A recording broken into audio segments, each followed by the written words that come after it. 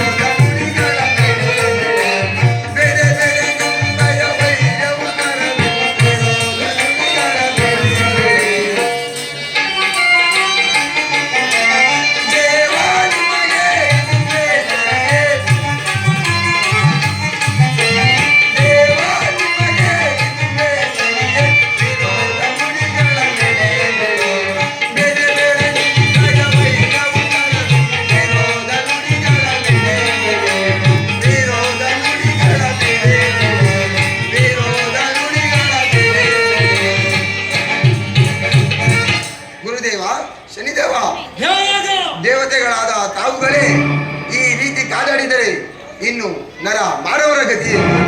ಇನ್ನು ತಾವಿರುವ ಸ್ಥಳಕ್ಕೆ ತೆರಳುತ್ತರಾಗಿ